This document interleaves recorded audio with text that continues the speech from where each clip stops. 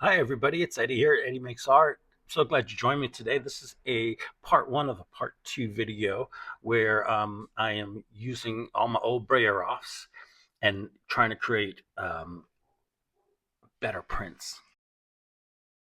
I hope everybody is doing well today. I am just going to keep this casual and just kind of point out things here and there. The video is pretty self-explanatory. I did my best to drop in all the paint colors. I know you guys like that. And I dropped in the names of stencils that I used, which aren't too many. Um, yeah, I think that's, the major supplies, aside from my brayer. Quick update though, I did get finally some plexiglass plates for my larger gel plates. So yeah, my two 12 by 14s are now on plates. And then I got a third one because it came in a 3-pack. So I have to figure out how if I can get that trimmed up to use it for the 9 by 12 plate that's kind of suffering on a slightly smaller plexiglass plate, so it's kind of awkward. But I think I can get it cut.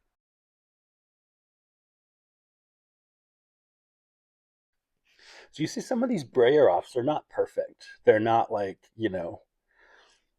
anything special, but that's the point of this whole exercise is to use these brayer offs as a base.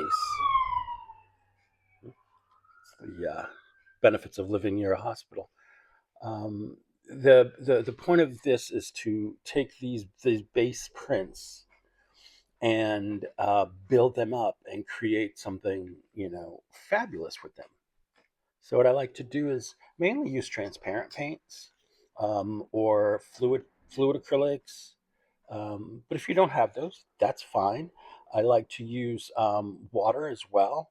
So what you can do is to create a really cool like cellular um, look on the plate. What causes that? It can be the type of paint or the amount of oil on the plate, because that's what we use to condition the plate.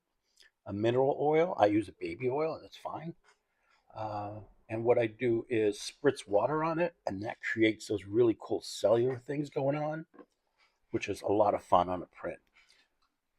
Now, this print here, I just put a very thin layer of paint down, and it totally changed that print. You don't need a ton of paint, although I am notorious for using way too much paint. Now, this is one of my stencils here. It's Distress Crosses. It comes in two styles. And here I'm mixing up some metallic paint. It's like a craft paint. And this distress paint in blue called Mermaid Lagoon. And create this really awesome bright blue. And I'm just going to slap this guy down on there.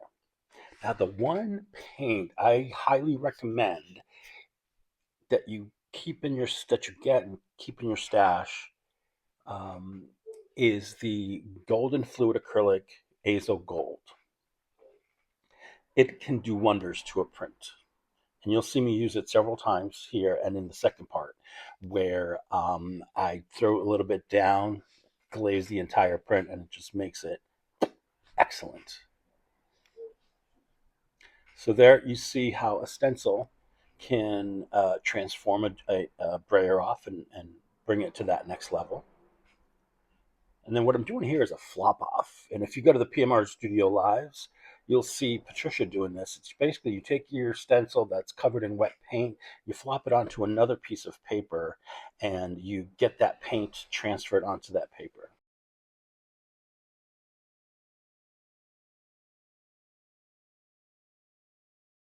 I do warn you that if you do that technique, if you're using a brand new stencil or a recently cleaned stencil that is made from Yupo, which is what I use, then that might have a tendency to stick if you're going paint to bare paper. If you're going paint to paint, less likely, but I still wouldn't take the risk. So I would lay it down, give it a quick rub, and then take it off.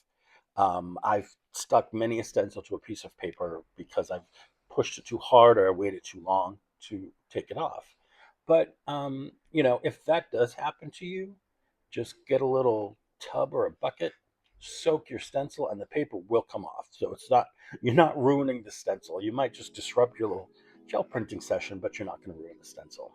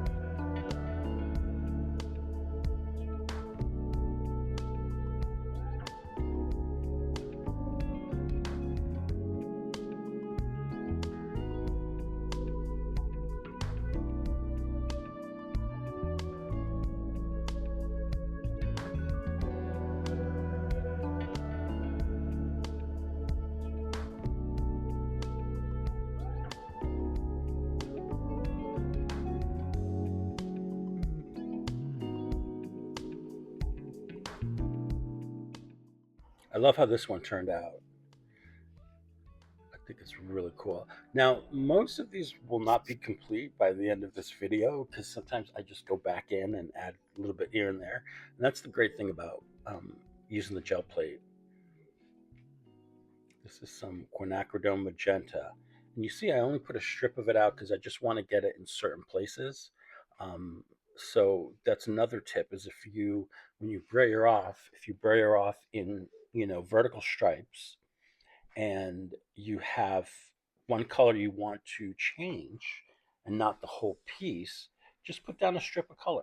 Or what you can do is you can take a brush with the paint, maybe water it down just a little bit, and brush over the area that you want to cover with the paint.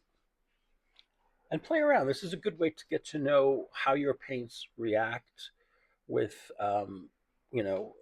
and also what colors will work best together. Okay, so I had a little bit of a boo-boo here. I have this acrylic spray stuff that the spray parts, they're all clogged up. So I went to open the bottle of that teal one and it just went everywhere. Luckily, it was just on the table and on the gel plate, but you can see my fingers are completely stained.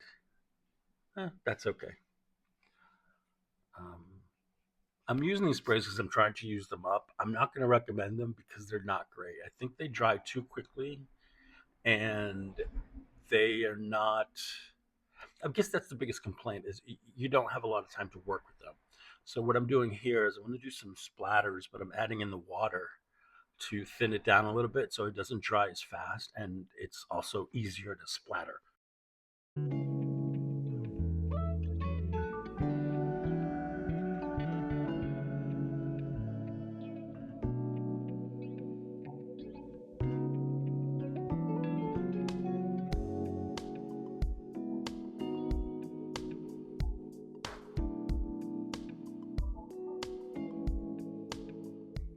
All right, this one I keep working on. This one has a lot of layers on it. I think it's about an inch thick right now. It's all the stuff I've put on it. But yeah, your papers will get thicker as obviously the more layers of paint that you add, because you're just layering plastic on plastic on plastic. And here I'm using some watered down distress tea spray or tea stain spray, just trying to fill in some of those areas that don't have paint, and maybe kind of like darken up some areas. And obviously, yeah, I put a lot out, but it's because I wanted to pick it up on some other paper too. Kind of a two for one.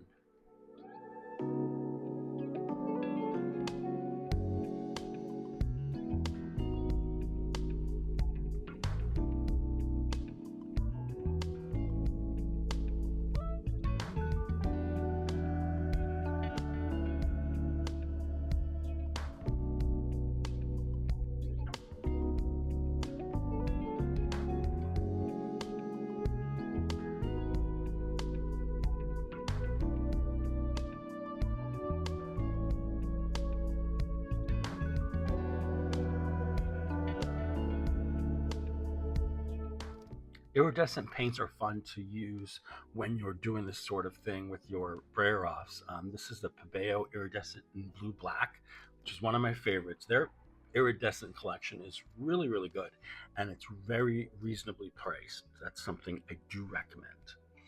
The stencil here I'm using is an altered version of the Loose Woven Vintage stencil by PM Artist Studio. And by altered, I mean I trimmed the borders off. That's why it looks the way it does. If you order it, you get it with the border on, but once you buy it, it's yours to do with what you want. So yeah, certainly alter it if you want. And that way I don't get that border, that straight line border on the print.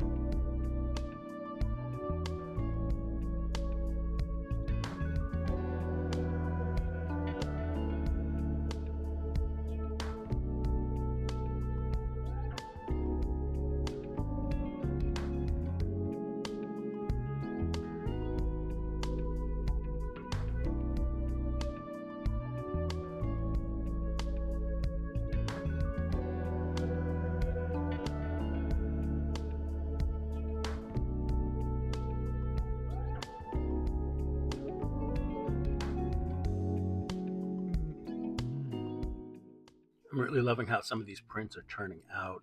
So here's the Azo Gold that I was telling you about. It's the golden fluid acrylic. And I'm adding a little bit of the airbrush medium. And again, it just loosens up the paint, gives me a little more time to play around before it dries. And it gives an interesting sheen to the print after you pull the, the print off the plate. The words are very hard today. Tell you what. You see the back of that print. That thing, it's a mess. It really is. I was just doing all kinds of things, and I just kept going over the same paper.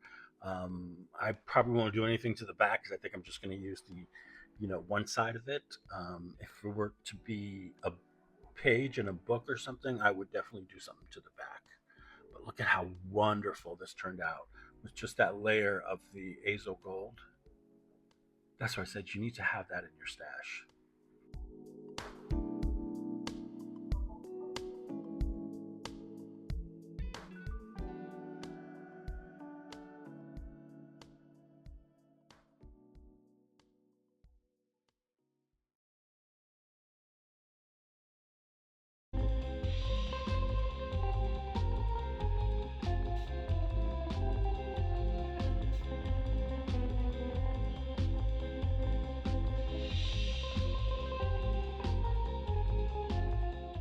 And this is another altered paint. It's like originally the fluid acrylic, the green gold from Golden. It has some airbrush medium, maybe some water, and some other green paint that's a little brighter. Um, I think that's it. But yeah, that's basically what the mix is. There's no proportions. It's one of those things that you just kind of play around with and hope for the best.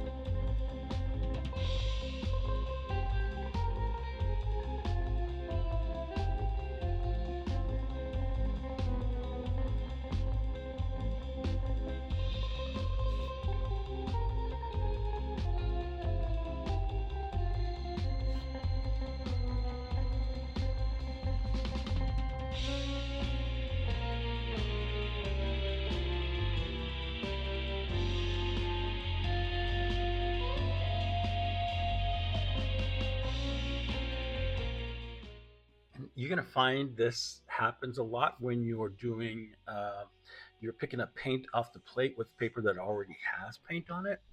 The paint will act as a resist sometimes, and where the thicker paint is, less paint will be pulled up off the plate, so you'll get some residue left behind of paint, and sometimes even a transfer of the design that's maybe on the print. And you're going to see that here in a second, and um, it's actually really cool when it does that. You can get something interesting going on. So that print is looking good. So I'm going to add some azo gold to what's left over on the plate. Of course, you want it to dry first. It didn't take long to dry anyway. And then I'm going to pull this on another sheet of paper. And I can't remember if it was a plain sheet of paper or if it already had stuff on it. I don't think it had much on it.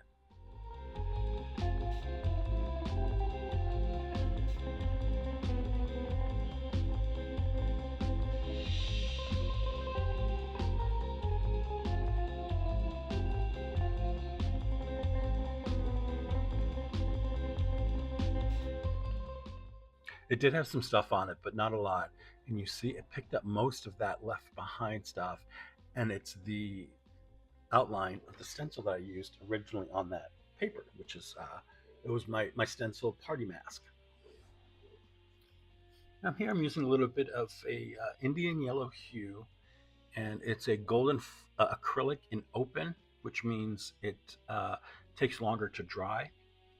On this particular day, everything was drying kind of fast, so I wasn't too worried. Plus, you notice it's a very thin layer I put down, and that thin layer is going to dry a lot quicker than if I were to put gobs on it. Now here's another altered paint. It's got water in it because I was trying to get up some of that extra paint from the bottom and the sides before I chucked the bottle, and it's great. It's not. It doesn't dilute the shine too much. It's just the right amount.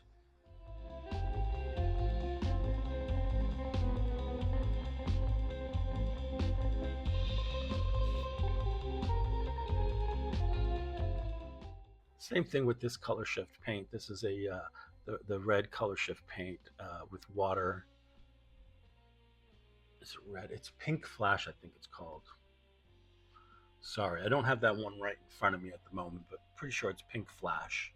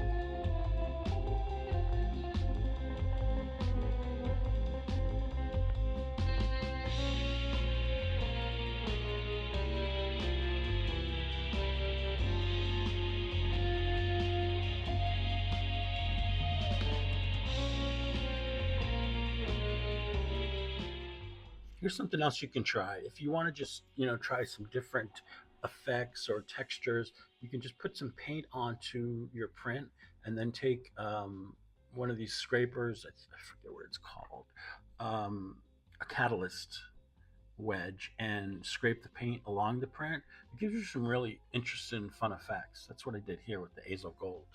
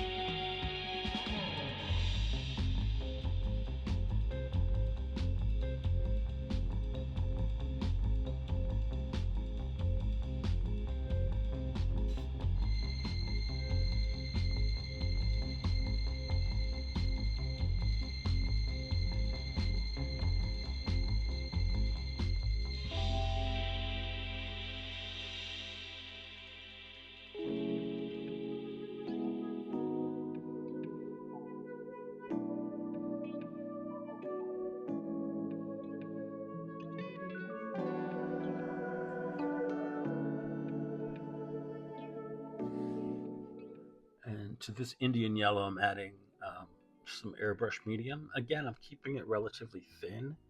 Um, as with most of these layers, especially the over, if I'm doing the entire page, they're pretty thin because I don't want to obliterate what's underneath. I want to enhance it. Stay tuned. Part two will come out in a couple of days, if not after the day after. Busy guy here. Anyway, thank you so much for joining me today. I hope you enjoyed this and come back for part two. Bye, everybody.